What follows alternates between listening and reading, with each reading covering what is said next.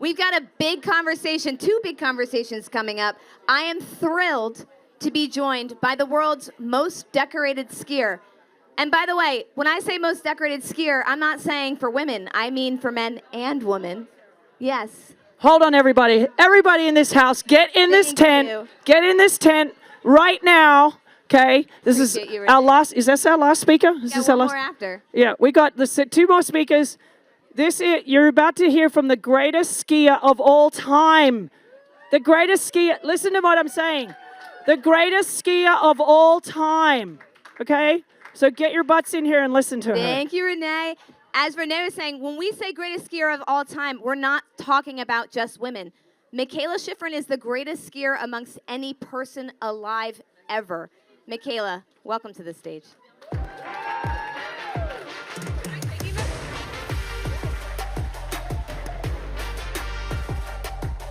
Thank you. Wow. You too. Such an honor to have you. And you know what's amazing, Mikaela? I was just sitting talking to you down there. You're the most down-to-earth person for being the world's best. Kudos to you. That's amazing. Thank you. Oh, So we're only a few weeks out from the Olympics, but I think one of the things that people don't realize about skiing, it's not just an Olympic sport. Like, you are competing for world championships all year round, 40 races every year, in between every 4 years for the Olympics. How are you trying to shape your career outside of just the games? Yeah, I mean, the games is it's a double-edged sword because it's an enormous platform to promote yourself as an athlete as a brand, and then ideally then promote the sport. But it's easy to in these sports that have a competitive season outside the Olympics, but most people tune in for the Olympics, especially American viewers. It's hard to not get stuck in this bubble of Olympic sport, and that becomes your brand. And as much as it's a wonderful springboard for so many opportunities you can do in the future, it's also, it can be fairly limiting. So I guess it's continuing to talk about it and like, thank you for bringing it up, because, you know, we have a season that starts in October and goes till March, and most of the athletes on the World Cup ski tour, Jesus, it's not what it's called, on the FIS Alpine World Cup. I don't know anything about it. Like, Renee could answer these questions better for me. No, most of us would actually probably say, like, as much as a gold medal is like one of the top things that we'd love to achieve, the overall globe, the season discipline titles are the most coveted accomplishments in ski racing, and that's the championship, that's the ring, that's the thing that you're shooting for. And the Olympics are like, they just fall in that time every 4 years. They're like, this is really cool, and this is gonna, you know, promote my brand. But if I do well or like fail epically, I've also done that, and somehow it promoted my brand as well. So it's an opportunity, but you're not there for the Olympics, actually. So what does that look like for those who aren't following skiing year-round? It's intense. It's a lot of races. Like, what does it take to compete in a World Cup? Yeah, it's a lot of races. So it's basically end of October until March, and it's pretty much every single weekend. And we have 4 different events. We've got Slalom, GS, Super G, and Downhill. And the events are incredibly different. We were just talking about this. It could be like maybe comparable to grass versus clay versus hardcourt in tennis. And then you add these variables out just of being an outdoor sport. There's snow conditions, and there's like, I'm doing this data tracking process with my coach right now, trying to put a label for all the different snow conditions. I think our list is like 14 names long now. It's like, is it dry snow? Is it aggressive? Is it old? Is it new? How does it catch your edges? Because that changes the way you tune the skis. It's like the variables are insane, and none of them are actually controllable. So you're going into a race and you're exhausted from doing all the races beforehand, and you on the fly have to make these adjustments to your equipment, to actually sort of the style, the technique, the way that you ski, depending upon what conditions you're presented with. And halfway down the course, it could literally start raining. It'd be snowing at the top and raining at the bottom. And you're trying to like instinctually change the way that you perform your sort of technical part of it in order to be fast. I guess that's really the point of ski racing. Get to the bottom fastest, right? So it's a mental struggle. And one of the most challenging things, and I suppose it depends the way you look at it, because it's proportional, it's across the board. But we talk about, had anybody heard of this 10,000 hour rule at this point, right? Everybody? So in skiing, a training session that we have, just like a day of training where you get high volume training, the amount of time you're actually practicing is about 7 minutes total. For the whole, it could be a session that lasts 6 hours, and I take 12 to 15 runs in a course. Most of the time you're spending on the chairlift. You're spending on the cat track from the top of the chairlift to the start of the course. You're warming up. You're doing all of these. You're looking at video. You're analyzing your times, whatever it is. So the amount of time we actually get to practice the sport in order to try to master it is so small. That's a very, very challenging thing, but I think it's also what sets the very, very top skiers apart, is how they're able to use their time more wisely, take advantage of the space in between where others might be not, doing their drills, practicing on the catwalk, like taking advantage of every single run. And the top athletes, and certainly this is true for my career, you take advantage of every single moment. And so just thinking about all those 14 different snow conditions, and that's not even naming like other weather conditions like rain and hail. We're just cracking the surface. Just snow. So how many different pairs of skis do you own and actively use? Okay, I don't technically own them. They're Atomic skis, and I have a ski service man who tunes them and preps them and takes care of them from Atomic. But I have, it's kind of embarrassing. Okay, during a season, I'll probably go through around 80 pair of skis. Wow. And yeah, so it's there's a lot of different aspects to a ski. You've got the bindings, the bindings that hold your boots into the ski. You've got the plate underneath it, and the height of the plate makes a difference of how, when you edge your skis, how the ski then hooks up. And you're looking for the perfect balance of grip in the snow, and they generally inject water into the surface to make it more icy. So you want really good grip in the snow. You want to be able to like set your edge and cut through the snow, kind of like a knife slicing butter, not sliding. But if the ski is you would think, oh, just make it sharper. But if the ski is too sharp, then that's actually a very dangerous thing, because the ski will hook up too fast under you. It creates more forces, and you do what we call like high siding. That's how a lot of athletes will then end up injuring their knees like severely, or other crashes or what.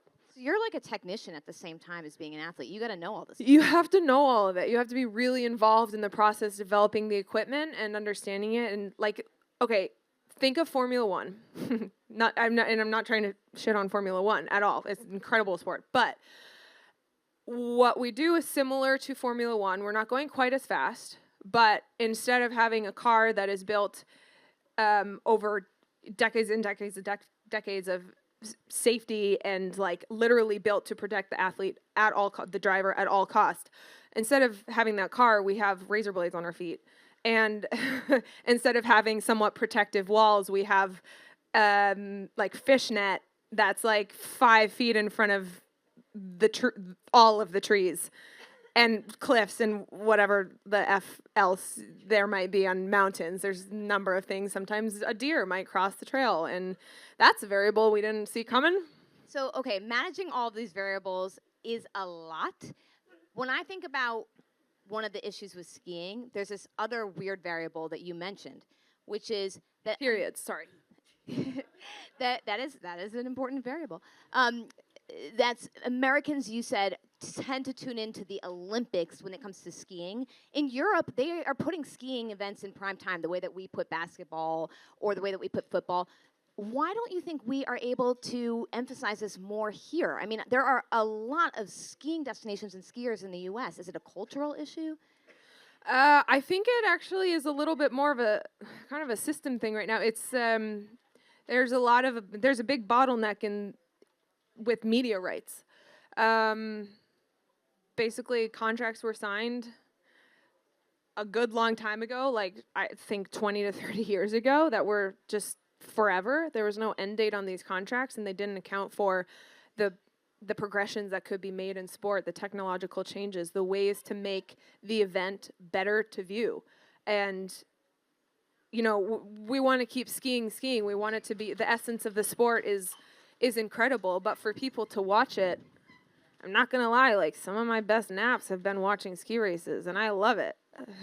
So it's something that needs to be progressed in order to keep up with the times of what media and content and technology is able to do right now. And so there's a bit of a shift going on in the industry right now, and over the next few years, that should be ideally centralizing some of the rights and allowing for broadcasting to be a bit more accessible. But that's a big reason why it's complicated to watch ski races in the United States, and people don't know where to go. There's a lot of opportunity for monetization with it, for just what exists in the streaming services, kind of propping those up and making it a better experience. There's a lot to be learned, especially from other mainstream sports and WNBA and the NFL and sports that are currently just booming and exploding. And you're finding that the viewer experience is just, it's just increasing like astronomically. You're not waiting for that to happen. You have your own YouTube channel. You're going direct to consumer. Like, what made you decide that you were putting your bets on YouTube? Well, it was a little bit of an experiment at first, this idea. So we talk about this a lot, like there should be a drive to survive for skiing, and every sport wants a drive to survive, right? But they've tried to kind of replicate this a couple different times in other sports, and it's not quite as impactful as it has been in F1. But this idea that there's a way to tell the stories of the athletes in ski racing or in any other sport deeper than beyond the races, and to really tie in what the sport means and what it takes to do it. And so because of all these bottlenecks that I previously rambled about, I thought that the only real opportunity to show people what ski racing is about a little bit deeper, and also show a little bit more about what I'm about, and show them the silly, quirky, weird side of me and how that applies to ski racing, was to maybe start a YouTube and just dabble in that and see if people are interested. And it's been an incredible experience. I've been able to sort of play with my creative eye. It's been so much fun and gotten me thinking about how I can do more work in production, and hopefully, branch beyond a little series about, what I do to prep for ski races and talking with my team and whatever it is. Yeah, opportunity is there. I mean, we had Midge Purse on our stage, incredible Gotham FC soccer player, saying that she wanted to make a Drive to Survive like series for women's sports, and now she is producing one, a reality docuseries on NWSL players, which is just fabulous. We have only a few minutes before we got to let you go. I wanted to talk to you about the brand opportunity. You work with some of the most premier brands, Adidas and Barilla. But what's interesting about skiing is there seems to be a delta between where you have opportunity and where other skiers have opportunity. Like, how do you think we can close that gap? Yeah, so probably the easiest answer is investing more in, for starters, prize money. Their prize money has been increased, but these athletes need to have the freedom to be able to explore opportunities that they want to. Most of the athletes, if you're not, essentially me, if you're not winning, sorry, that was really not, that did not come across the right way. Own it. You're allowed. You're the most No, decorated. it's going to sound skier worse ever. when I followed up with what I was going to say next. If you're not winning races, then you're not making.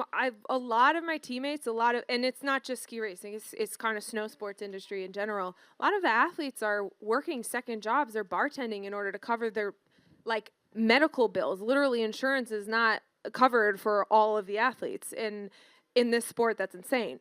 Electrical bills, just the ability to do the training that you need and to cover those costs. And US Ski and Snowboard does everything they can to make the athletes and within the organization fully funded, but it's a challenging balance. And so there are investors who are interested. There's the ability to increase prize money and make it so, and the reason for that is really just to give you basically the financial stability to explore what you can do more. If an athlete's not trying to bartend in their free time so they can pay their electrical bills, they're maybe able to travel and work with a sponsor more or work on creative ideas. And like winter sports athletes are some of the most creative that I've ever met. So there's so much brain power, there's so much opportunity, there's so many bases that you can cover when you sort of open up their flexibility to do other things. It doesn't have to be a huge increase, but they gotta be making more than $300 a year.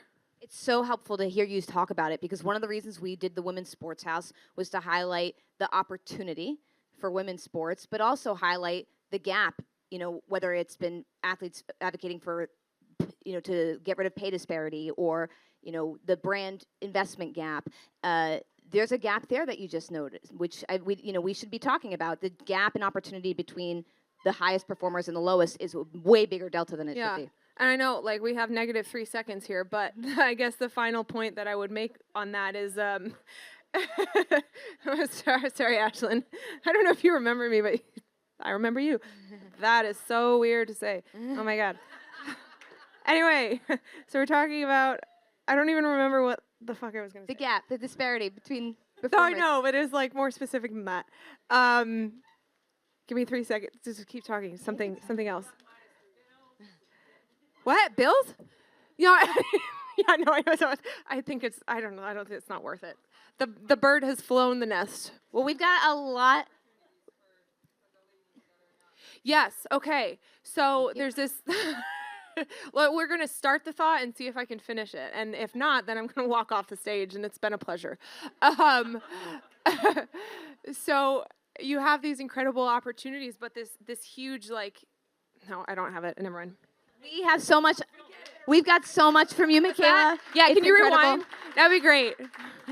You got 44 minutes. We were talking today to so many athletes, but Mikaela, you definitely bring a pizzazz factor that we have not yet had on stage. So kudos to Mikaela, making it fun, keeping it interesting. All right, so some of the really, really fun things. We talked about how it's really important, particularly for snow sports, to understand that the life cycle of this sport is not just every 4 years in the Olympics. It's the World Champions that you have to do, the World Cup that you have to do every year. That's 40 races. That is incredible. That's every weekend, you said. It depends who does every event. So well, for people like you that do everything and win everything. She's doing at least 40 races. Continue. Okay, so we talked about this sport. I used to be a gymnast, so this reminded me. You were saying it's 4 different events, right? That the snow conditions are so vastly different. It's a different sport every time. I didn't know that. That is fascinating. We said the 10,000-hour rule. When you're thinking about training, you're actually only on the slopes 7 minutes sometimes in a day. But the way that you manage your time in between is what makes you the world's best. That is a huge, huge takeaway. 80 pairs of skis. Does that not tell you something about dedication? 80 pairs of skis. Thank you, Atomic, for supporting Mikaela's skiing habit. Thank you. Oh my God. We talked a little bit about the bottleneck of media rights. For ski rights in the U.S., I can't believe that signed 20 to 30 years. But you know what? I can, because the WNBA got caught up in, or some college sports got caught up in an 11-year rights deal where they were extremely undervalued. So it would make sense that this happens with sports, snow sports. We talked about shift to centralizing rights, the opportunity from streaming, the opportunity for your YouTube channel, which is absolutely amazing. A drive to survive for skiing. I think Mikaela is the next EP on that show. And lastly, for brands, one of the big things is investing more in prize money. If we can invest more in prize money, then skiers will have more financial flexibility to be able to invest in brands. I know what I was going to say. We got it. We got it. I'm losing it. Okay, I just got to start. Okay, so the part of the reason why prize money, so most of the athletes, okay, let's start with US Ski and Snowboard. US Ski and Snowboard is one of the few organizations that is not funded or supported by the government. We have to raise all the money, all the support for all of the athletes through private events and private donors and whatnot. And so you have sponsors, and US Ski and Snowboard has sponsors. And some of the challenges with that is that certain categories are exclusive and don't allow for the athletes to then find their own sponsorships. And other nations, other organizations have a very similar issue. But if they have government support, then it brings in a whole different level of like partners and categories and exclusivity and everything. But at least they have some sort of solid kind of income. Like some athletes will receive a stipend, whatnot. And US Ski and Snowboard, like you can't just go out and find any random sponsor. You've got to be strategic about the categories that are available. You need to be careful about what you lock yourself into. You need to make it obviously sure that it's transactionally appealing. But then you're also trying to build your brand, and you're trying to make it so that later on you're making more, you're doing more impactful things. But you're really locked into a lot that you're actually unable to do. And you're not seeing that money because it needs to go to the organization to support the resources it takes as a whole. If I were to fund myself skiing, it'd be $2 to $3 million annually a year, just myself. And it's an enormous investment for US Ski and Snowboard to have this many athletes trying to make it work for all of them. So that's why if one of the only sources of revenue that we access is prize money, like ideally there's less of a disparity. I think everyone needs to give Mikaela a round of applause. Mikaela Shiffrin, the world's most decorated skier, thank you for joining us today. Thank you.